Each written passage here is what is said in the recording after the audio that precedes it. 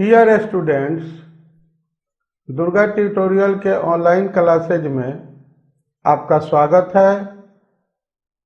आज हम आपको पढ़ाने जा रहे हैं 10th क्लास मैथमेटिक्स का चैप्टर 3, जिसका नाम है दो चरों वाले रैखिक समीकरण, लीनियर इक्वेशंस इनटू वेरिएबल्स। तो आइए आज के लेक्चर की शुरुआत करते हैं। ये देखिए स्क्रीन के ऊपर दो चर वाले रैखिक समीकरण क्या होते हैं। पहले हम इसकी जानकारी प्राप्त करते हैं।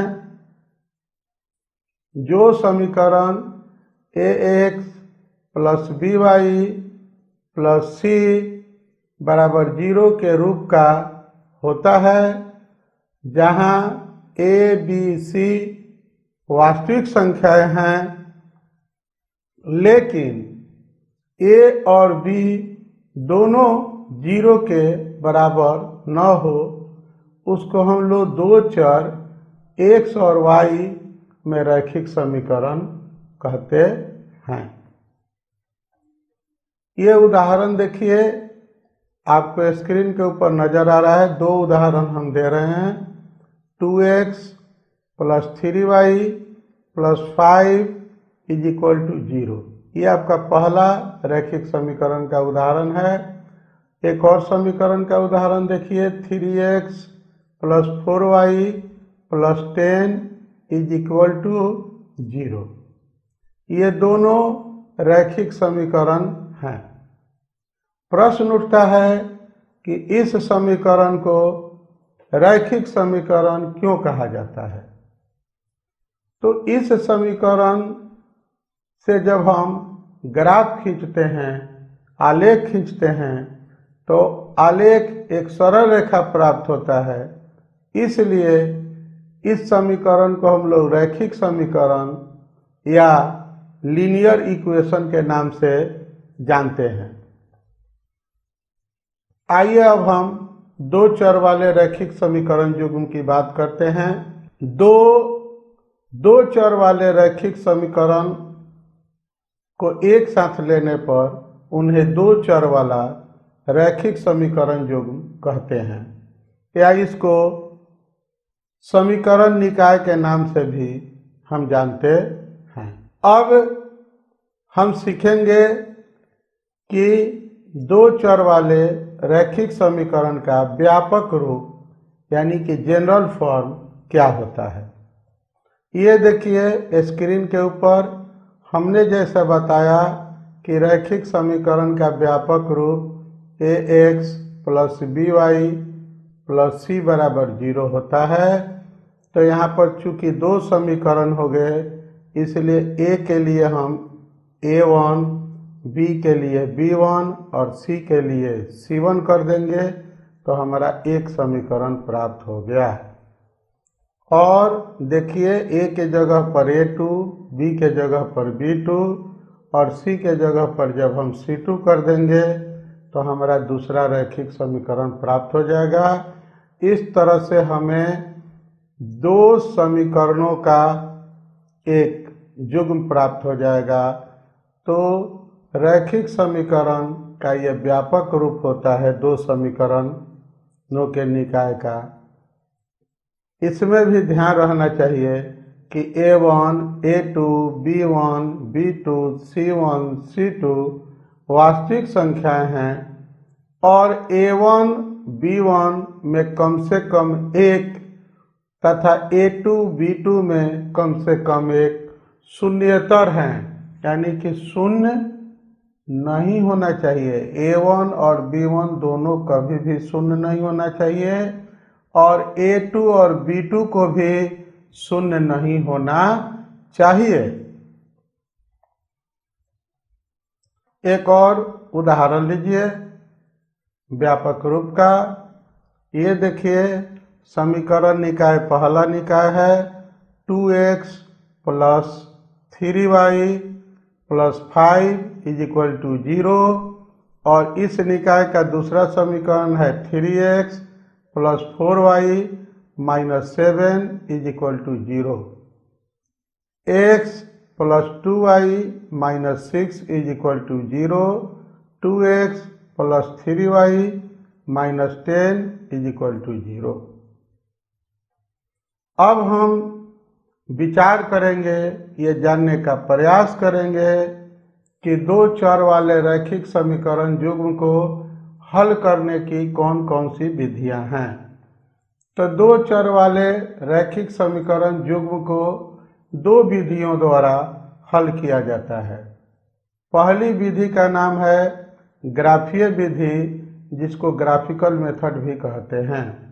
ग्राफीय विधि में हम क्या करते हैं कि दोनों समीकरण निकाय से प्रत्येक समीकरण के लिए एक सरल रेखा ग्राफ के ऊपर खींचते हैं और ये दोनों सरल रेखाएं जहां पर एक दूसरे को काटती हैं वही समीकरण निकाय का हल होता है।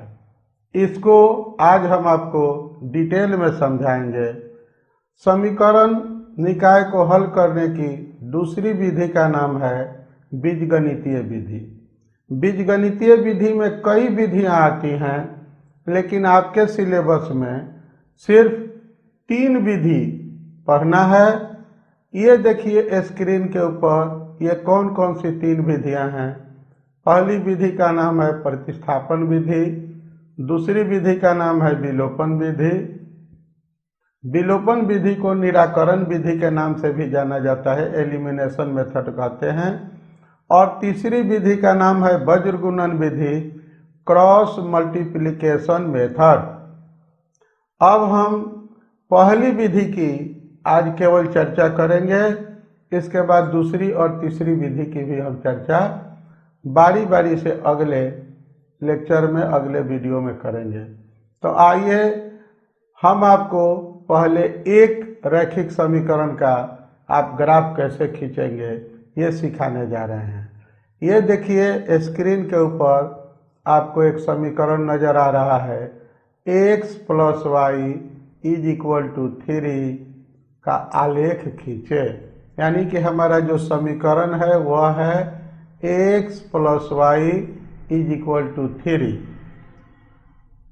तो हम क्या करते हैं कि सबसे पहले हम समीकरण का जो है मान सारणी तैयार करते हैं। हमारा समीकरण क्या है, x plus y is equal to 3, इसी का आलेख हमको खींचना है। तो ये देखिए कैसे मान सारणी हम तैयार करेंगे। आपका ये समीकरण है, उसको लिख लीजिए, ये x plus y is equal to 3। एक बार आप x का मान 0 रखिए तो क्या मिला, ये देखिए यहाँ x है, तो जब इसको आप 0 कर देंगे तो यह क्या हो जाएगा, y का मान 3 हो जाएगा। थोड़ा सा विस्तार से बता देते हैं। y बराबर, ये देखिए y बराबर ये यहाँ 0 है, तो इधर आएगा तो माइनस हो जाएगा, 3 माइनस 0 इज इक्वल टू 3। इसी तरह से जब ये देखिए y बराबर 0 करेंगे, यानी कि इस चीज को अगर हम 0 कर देंगे तो क्या बन जाएगा, x plus 0 is equal to 3, यानी कि x बराबर आपका हो जाएगा 3। अब हमें बिंदु कौन कौन मिलेंगे, तो देखिए 2 बिंदु मिलेंगे। एक x बराबर 0 करेंगे तो y बराबर 3 मिलेगा, y बराबर 0 करेंगे तो x बराबर हमारा 3 मिलेगा। इस तरह से हमें 2 बिंदु मिले, 0 3 और 3 0। इन्हीं 2 बिंदुओं को हम मिलाएंगे तो एक रेखा की प्राप्ति होगी। चलिए चलते हैं ग्राफ पेपर पर। आपको जो ग्राफ पेपर मिलता है, देखिए इसमें ये देख रहे हैं जो एक चौकोर, इसमें पतले पतले जो है आपको 5 चिन्ह होते हैं। ये थोड़ा सा पतला होता है, हल्का रंग होता है, और ये थोड़ा ज़्यादा रंग होता है। ये आपको जो है एक मोटा लकीर जहाँ पर होता है उसको हम लोग 1 मान लेते हैं। तो ये एक चौकोर जो बनता है, इस चौकोर के अंदर एक हल्की रेखा है, हल्की रेखा को हम नहीं दिखाए हैं, तो ये आपको एक, ये जो चौकोर है इसमें बारीक बारीक 10 रेखाएं होती हैं, तो उसको हम मान 1 मानते हैं।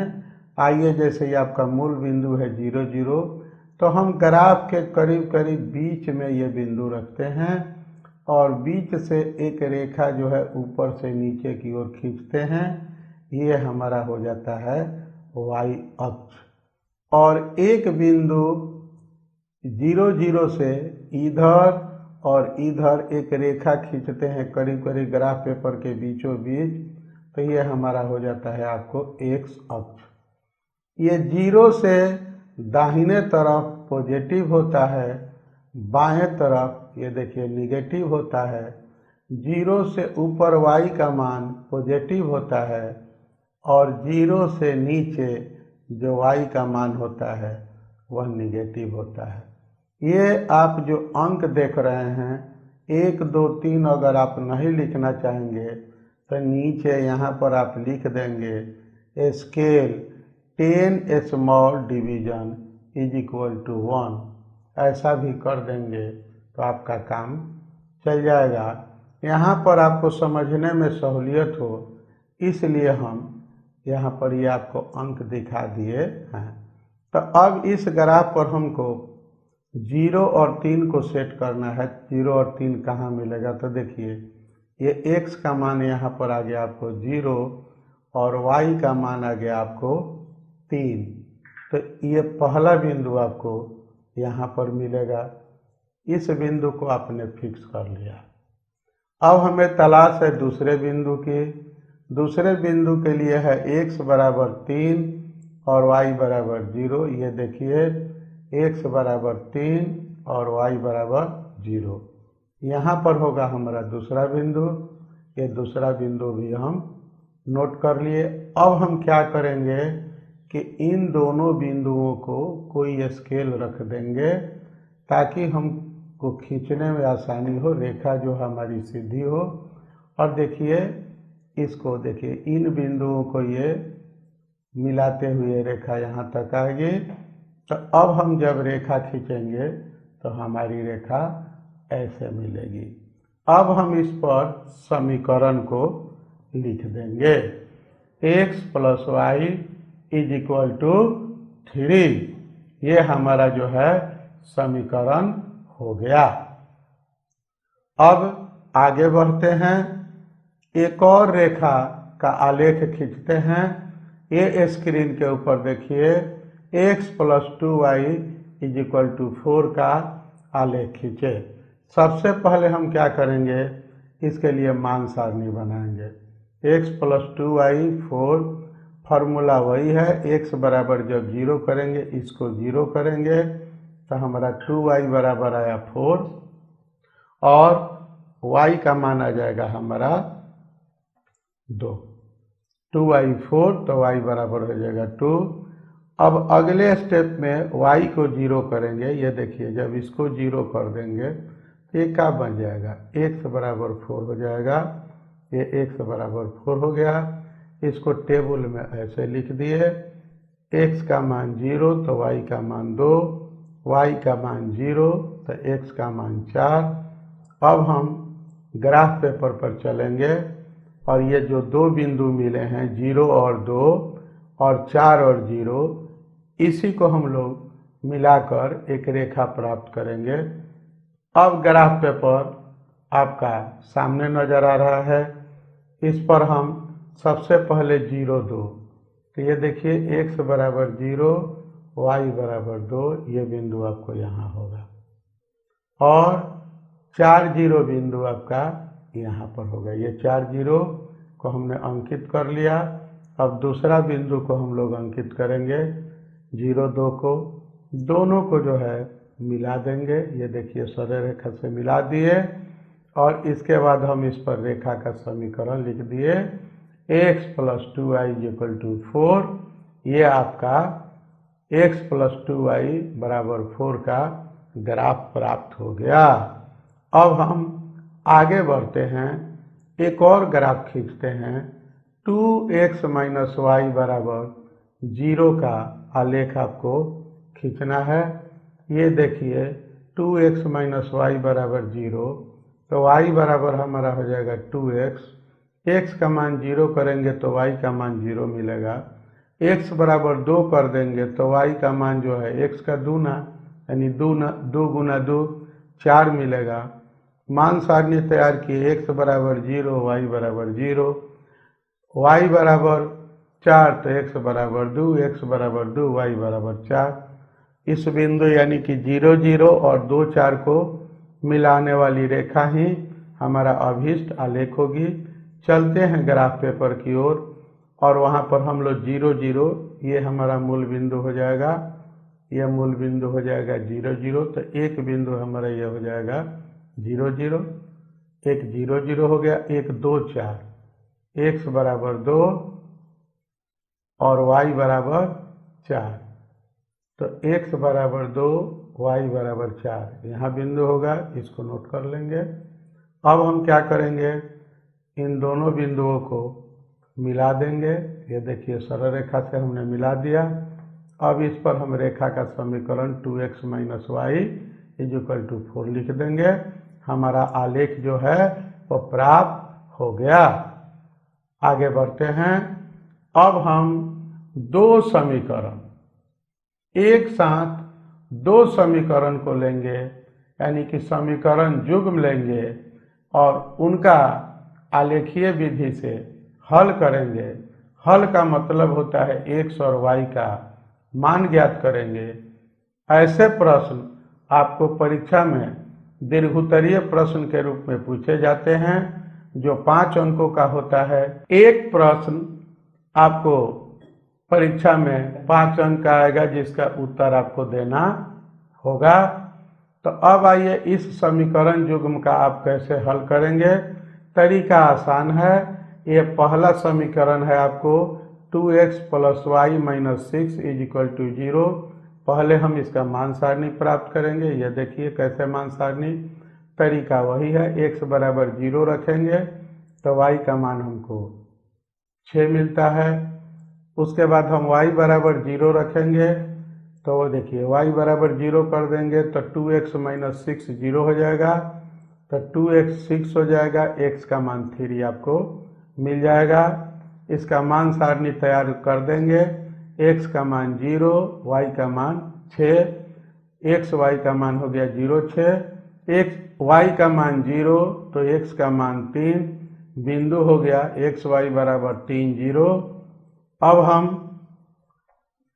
ग्राफ पेपर पर आएंगे और पहली रेखा का जो है आलेख खींच लेंगे। हमारा क्या बिंदु है, गौर से देखिए 0 6, तो ये बराबर हो गया x बराबर 0 और y बराबर 6। एक बिंदु हम यहाँ नोट कर लिए। अब हम दूसरा बिंदु हमारा क्या है 3 0, x बराबर 3, y बराबर 0। इन दो बिंदुओं को हमने नोट कर लिया। इसको एक बार और देखिए। पहला बिंदु हमने नोट किया, वो हमको मिला 0 6, दूसरा बिंदु 3 0, दोनों को मिला दिए, ये सरल रेखा प्राप्त हो गई। अब हम इस पर रेखा का समीकरण लिख दिए। यही प्रक्रिया अब हम इस समीकरण के लिए करेंगे। 4x minus 2y is equal to 4। इसका भी हम मान सारणी सबसे पहले तैयार करेंगे। तो क्या मान सारणी होगा, देखिए x बराबर जब 0 करेंगे, इस पार्ट को 0 कर देंगे तो माइनस 2y माइनस 4 0 हो जाएगा, तो y का मान 4 बटा माइनस 2 यानी माइनस 2 हो जाएगा। तो हमको एक बिंदु मिल गया। जब y का मान 0 कर देंगे, ये देखिए इसको 0 कर देंगे तो 4x बराबर आपको 4 मिलेगा, x का मान 4 बटा 4 1 मिलेगा। तो हमारी मान सारणी तैयार हो गई। ये बिंदु मिल गया 0 माइनस 2 और 1 0। अब हम ग्राफ पर इन दो बिंदुओं को अंकित करेंगे। हमने 1 0 अंकित कर लिया और दूसरा बिंदु हमने आपको 0 माइनस 2 भी अंकित कर लिया। अब दोनों को मिला दिए सरल रेखा से। अब जहाँ पर ये दोनों रेखाएं एक दूसरे को काटती हैं, देखिए ये बिंदु है, तो इस बिंदु को आपको लीजिए मैं पीले रंग से दिखा रहा हूँ, आपको परीक्षा में दिखाने की जरूरत नहीं है, बस इस बिंदु को रहने दीजिएगा, मन करे तो थोड़ा सा ऐसा पेंसिल से कर दीजिएगा। अब देखिए ये जो बिंदु है ये इसका मान x अक्ष पर 2 मिला और y अक्ष पर भी 2 मिला, यही आपका कटान बिंदु आया। अब यहाँ लिख देंगे हम x बराबर 2 y बराबर 2, यही आपके समीकरण का हल हो गया। इसको जब आप अलग अलग ग्राफ पेपर पर बार बार प्रैक्टिस करेंगे, इसमें आपको पहला प्रैक्टिस मान सारणी का करना है, दूसरा प्रैक्टिस बिंदुओं को सेट करने का करना है, रेखा खींचने के लिए करना है, तीसरा दोनों रेखाएं एक दूसरे को कहाँ पर काटती हैं। अगर आप रेखाएं आपकी गड़बड़ काटेंगी तो आपकी जो है उत्तर भी आपका गलत हो जाएगा, इसलिए सावधानी के साथ रेखाओं का कटान बिंदु खोजना चाहिए। और उसका तरीका है जो आपको ये वैल्यू मिलता है x बराबर 2 y बराबर 2, किसी समीकरण में इसका मान रख लीजिए। जैसे देखिए x बराबर 2 रखेंगे तो 2 दूना 4 और y 2 है 6, तो 6 में से 6 घटाएंगे आपको 0 आ जाएगा। इसे आप थोड़ा जांच लीजिएगा तो आपका अंदाजा लग जाएगा कि आपका उत्तर जो है वो सही है कि गलत है, क्योंकि परीक्षा में तो आपको उत्तर दिया नहीं रहेगा कि आप मिलान करके देखेंगे कि सही बनाए हैं। घर पर तो आप उत्तरमाला से देख लेते हैं, इसलिए परीक्षा में इसको जांच करने का तरीका है कि उस समीकरण में उस मान को रख दीजिए, दोनों समीकरणों में रख कर देख लीजिए। अगर वो समीकरण संतुष्ट होता है तो आपका उत्तर सही है, संतुष्ट नहीं होता है आपका उत्तर गलत है। देखिए कहाँ गड़बड़ है। एक और उदाहरण आपको देकर हम समझाने का प्रयास कर रहे हैं। ये देखिए दो समीकरण है, स्क्रीन के ऊपर आपको नजर आ रहा है। 4x घटा 5y घटा 20 बराबर 0, 3x जोड़ 5y घटा 15 बराबर 0। अब हम इसके लिए मान सारणी तैयार करेंगे। x बराबर जब 0 रखेंगे, ये देखिए x 0 कर दिए, तब -5y बराबर -20, यानी कि 5y बराबर 20, y बराबर -4। और जब y बराबर इस पार्ट को 0 करेंगे तो 4x 20 हो जाएगा, तो x का मान हो जाएगा 5। मान सारणी लिख देंगे जैसा पहले सवाल में लिखे हैं। फिर दूसरे समीकरण में x बराबर 0 और y बराबर 0 बारी बारी से रखेंगे, तो यहाँ y का मान 3 और यहाँ x का मान 5 प्राप्त होगा। फिर उसको मान सारणी में सजा देंगे। अब देखिए, अब हमको ये 0 - 4 और 5 और 0 का आलेख खींचना होगा। इन दो बिंदुओं को मिलाने वाली रेखा खोजनी होगी, और ये 0 3 और 5 0 को मिलाने वाली एक रेखा होगी। अब इनको हम लोग ग्राफ पेपर पर इन बिंदुओं को रखेंगे। देखिए ग्राफ पेपर आपका आ गया सामने। अब इस पर हम 0 - 4 रख दिए, और ये देखिए 5 0 रख दिए, और दोनों को मिलाने वाली एक रेखा खींच दिए। फिर अब हम चलते हैं, 0 3 हमको चाहिए, 0 3 ले लिए। इसके बाद 5 0 चाहिए, 5 0 ले चुके हैं। ये देखिए गौर से 5 0 दोनों में है, इसलिए कंफ्यूज होने की जरूरत नहीं है। अब दोनों रेखाएं एक दूसरे को 5 0 पर विभाजित करती हैं। हो सकता है कि आपका मान सारणी में जो मान आया है x और y का, वह मान सारणी से दोनों एक ही आ जाए, तो उसमें आप 4 बिंदु की तलाश मत कीजिएगा। यहाँ देखिए इसमें आपको 3 बिंदु दिखाई पड़ते हैं, क्योंकि ये जो है यहाँ मान सारणी में, दोनों मान सारणी में ये एक ही वैल्यू आया है, तो इनके लिए एक ही बिंदु होगा।